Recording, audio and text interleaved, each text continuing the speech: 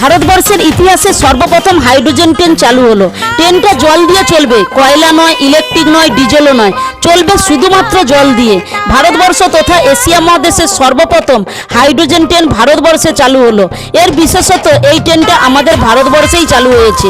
Hydrogen train পৃথিবীর 5টা দেশের কাছে ছিল, আজ ভারতবর্ষ 6 নম্বর স্থান অধিকার করেছে। যার কাছে এই হাইড্রোজেন ট্রেন রয়েছে, তবে এই ট্রেনের ক্যাপাসিটি এবং আধুনিক তথ্যের দিক থেকে ভারতবর্ষ 3য় স্থান অধিকার করেছে। এই হাইড্রোজেন ট্রেনে 10টি কামরা রয়েছে এবং 2600 প্যাসেঞ্জারকে একসাথে নিয়ে যাওয়ার মতো ক্যাপাসিটি রয়েছে। এই ট্রেনটি এতটাই আধুনিক যে জল দিয়ে চলবে, কিন্তু পরিবেশ দূষণ একদমই হবে না বললেই চলে। আর এই ট্রেন আজ আমাদের প্রধানমন্ত্রী শ্রী নরেন্দ্র মোদী হরিয়ানা থেকে গ্রিন সিগন্যাল দিয়ে দিয়েছে, মানে এই ট্রেন আজ থেকে অফিসিয়ালি ভারতবর্ষে চালু হয়ে গেল।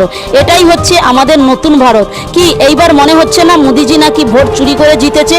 কিন্তু যারা ভোট চুরি করেনি তাদের আমলে না আমরা বন্দে ভারত দেখতে পেয়েছি, না আমরা হাইড্রোজেন ট্রেনের মতো এইরকম ট্রেনের নাম শুনেছি।